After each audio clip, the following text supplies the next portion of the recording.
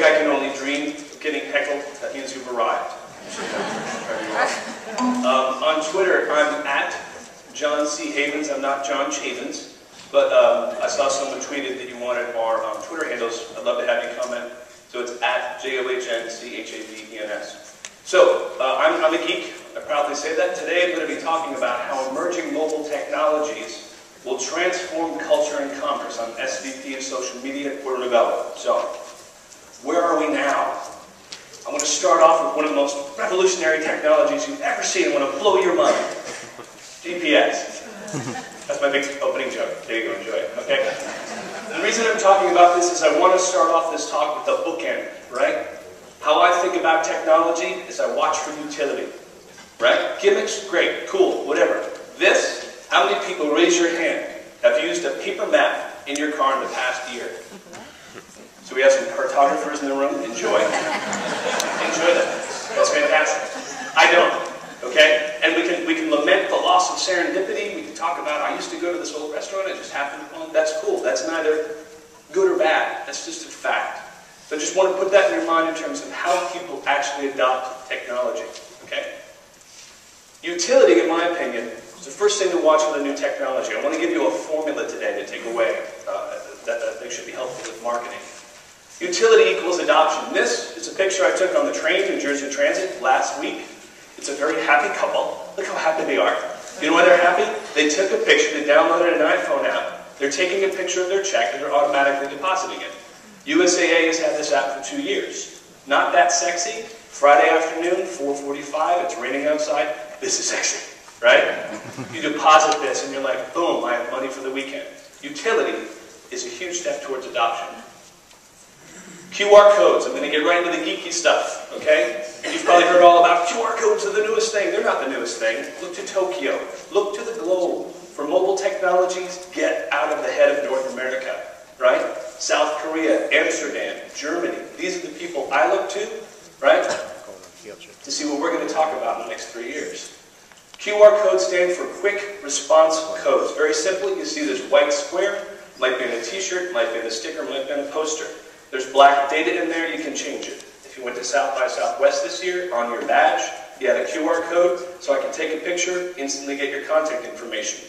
Utility. It's a good thing to have. It's easy. Does it make money? The answer is yes. This is a Hong Kong campaign that happened.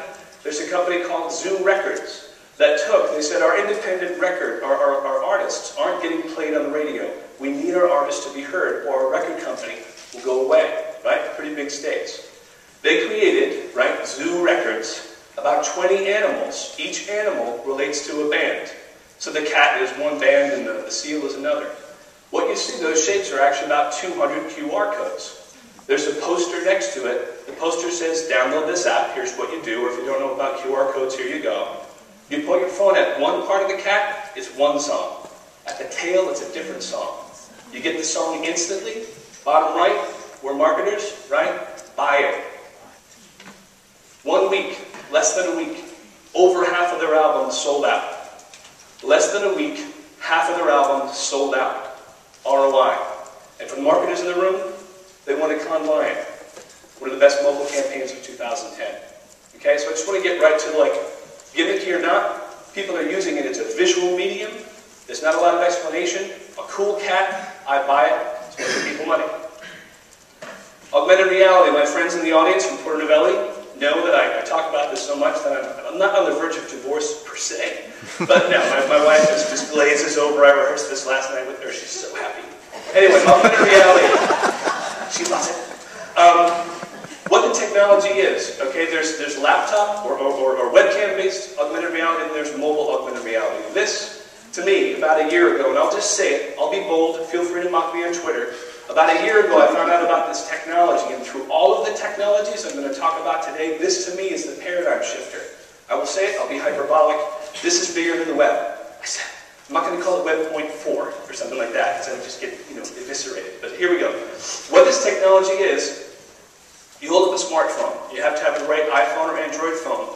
This is an actual existing app, took a picture of it, called the nearest subway. So you're in Soho, right? You don't know where the subway is. I've lived here 10 years. I ask a cop, right? 10 years, that's my app. Off Sir, that's my app. It's a real life app. This is, you see floating around you, because there's a compass, so your phone knows, I know where you are, right? There's GPS data that says, I know where your phone is. And then there's GPS tags, or markers that someone has placed. They're basically virtual signposts and data that say, that subway's over there, that subway's over there. Utility. I just want to get to the subway. Boom, it gives me turn-by-turn walking directions to get there. These apps are available in Paris, in Tokyo, right? You get off the plane.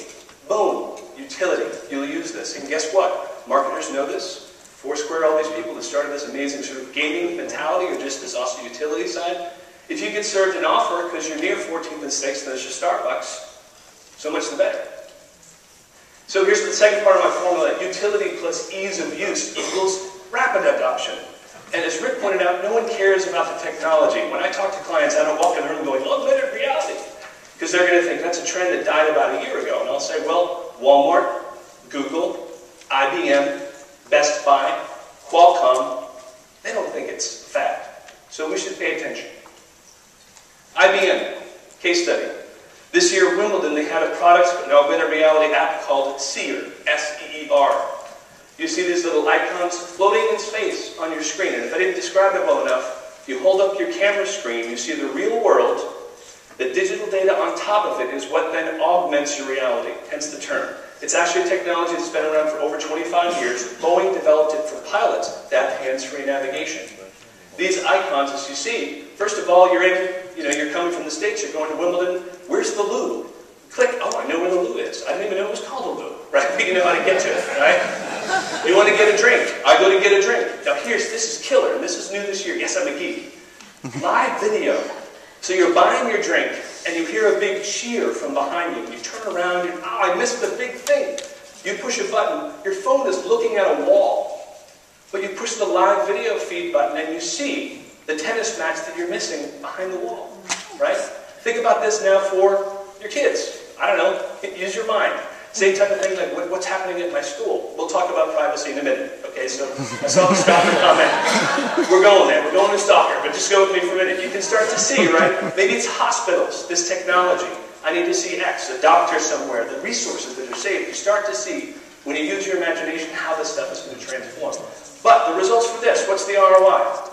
26 million pounds in revenue. A PR and advertising value equivalent of almost 2 million pounds. The campaign achieved more positive brand awareness and publicity for IBM than the past 5 years put together. Marketers, we should take notice. One thing I didn't even talk about, they have it in this, is the metrics. Every click, bathroom, every click, what people are actually doing. What Rick pointed out. What they're not just saying. As a consumer, I'll fill out the survey, I think I tried your toast last week. No, they walked into that place and did something. Also, I didn't put it up again, but they won a Cannes Best Mobile Award in 2010. So BMW, another case study, B2B, how people are using augmented reality for training. This guy here you can see is wearing augmented reality glasses. Is this geeky? You betcha. But right now, what do you and I do? This, right? We walk into traffic like this. We drive like this, right? Say what you want. 2 years, 5 years, maybe it's our kids. We're going to be wearing glasses with data on the front of it, or we're going to be wearing contact lenses. And guess what? There's rapid eye movement technology. So you're walking down the street, instead of having to check in, something comes up from your preferences, boop, on your contact lens, you move your eye to your left, and you've checked in. You think I'm kidding, the technology is here now. This is not technology that like Ray Kurzweil has written about. Well, he did write about it. This is here now, okay? So what this actually is he's looking at the car in front of him. He's not looking at a video from headquarters, right? And he wears these goggles. The goggles have a how to change the engine video that's live and reacts to real data. So I could change this engine block or whatever he's changing. I'd pick up a screwdriver. If it's the right tool, it says green. I put it to a screw, it flashes green. I take that screw out. If I have the wrong tool, red, red, red, wrong thing. I take the green part out, I look around, the next thing flashes green, I put that part in, boom. You start to see again how this technology, ROI, is also about time saved, resources saved, right? I thought about this, maybe there's a training program at a hospital where a manager or a floor manager, whoever, has to give a nurse an opening tour for 3 hours. Why bother? Put on these goggles, walk around, and I'll talk to you when you get back, right? This is happening now. This is BMW.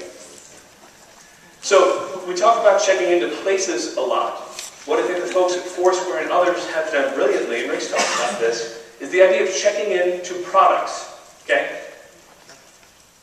So in my town, similar to Foursquare, they have about 2 million users last month, I forget the number. But they're calling it sort of the monopoly of Foursquare, or the Foursquare monopoly, or basically it's a gaming technology, but when you check in, you own the place, and then someone who comes in after you has to pay you rent. So it's almost sort of Godfather-esque, right? But whatever the gaming aspect of it is, it's fun, and people are using it a lot, right? One thing that I thought is fascinating is look at this, the right-hand corner, right? Like the same Foursquare mentality from McDonald's, going in and checking in. This is you go into a Walmart, you pick up a product, and you scan the barcode, and when you check into that barcode, that's part of the game.